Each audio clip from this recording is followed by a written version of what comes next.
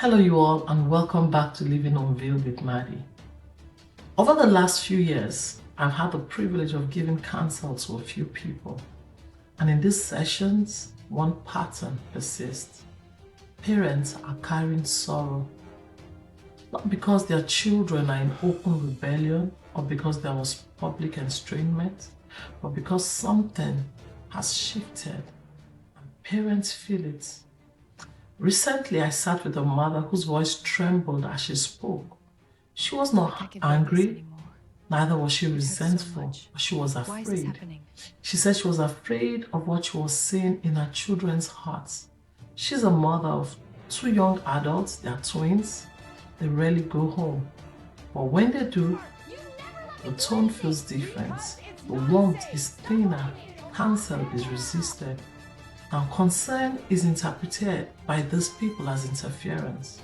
And she said to me, they seem so self-focused. It feels like they don't value us.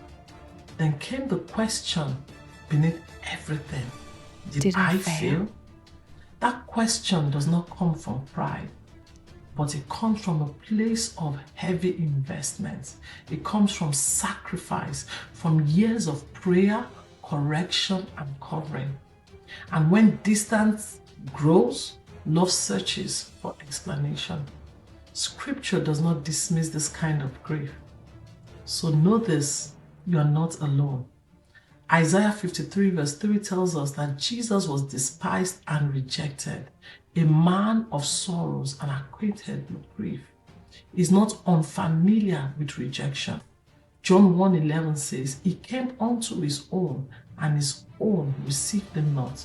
He came to his own people, those bound to him through promise and history, but he was not received. There's a particular sorrow when what you have nurtured does not respond to you. Jesus understands extending himself towards those who belong to him and being met with resistance. He was misunderstood by his family. He was betrayed by someone near him. He was denied by Peter. He was left alone in his hour of suffering. So if you are grieving distance from your children, understand that Christ is not distant from that kind of sorrow. Isaiah 53 verse 4 says, surely he had borne our grief and carried our sorrows. Your tears are not dramatic. Your disappointment is not born out of faithlessness. He carries parental sorrow too. In Hebrews 4:15, we are reminded that we do not have a high priest who cannot be touched with the feeling of our infirmities. So yes, he feels it. Now, losing my mom recently caused me to revisit certain scriptures differently, especially Ephesians 6 verse 2, that said, honor thy father and thy mother. When my mother passed, I began reflecting more deeply on that command. My mom was fiercely independent. She was strong even unto the end. Strength defined her life. It shaped how she endured. And in losing her, I realized how easily we assume there will always be more time, more conversations, more chances to express gratitude, and more opportunities to honor intentionality. Psalm 90 verse 12 says, teach us to number our days that we may apply our hearts unto wisdom. When someone you love is no longer here, that verse carries a lot of weight. Grief removes illusion because time was never promised. Honor is not automatic and relationship is sacred. Now hear this carefully. God gives instruction, but he does not force obedience. Deuteronomy 30 verse 19 shows that he sets life and death before his people and calls us to make a choice. Even within the covenant, he allows response. So you are responsible for your faithfulness, for your love, and for your obedience to God. But you cannot compel the heart of somebody else. The boundary is painful, but it protects you from carrying what does not belong to you. 1 Peter 5 verse 7 says that we should cast all our care upon him, for he cares for us. Casting means surrendering what weighs you down. You may need to place your children into God's hands daily. I do that every day. But guess what? You need to guard your heart, because Proverbs 4:23 tells us to keep our heart with all diligence. Because if sorrow is not surrendered, it can turn into hardness, and hardness will change how you love. Psalm 34 verse 18 promises that the Lord is near to the brokenhearted.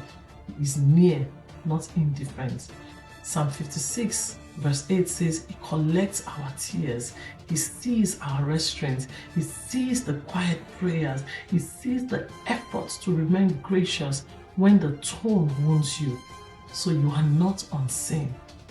Let me ask you honestly, have you allowed your child's behavior to define your worth as a parent? Are you carrying blame for something that belongs to another's response? And if you're a son or a daughter listening, are you honoring your parents while you still can? Consider that. And here's what you can do. Pray for softened hearts, not just only for your heart, but for theirs also. Ask God for wisdom before you speak. Choose one steady act of love this week. And if you're a child listening, make that call. Speak gratitude to your parents.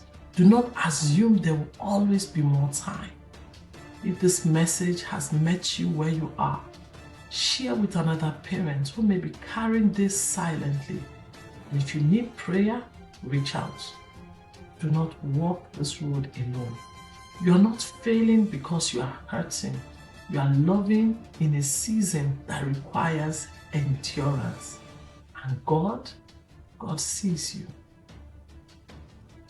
If this message blessed you, do not keep it to yourself. Share it with others. Until next time, stay unveiled.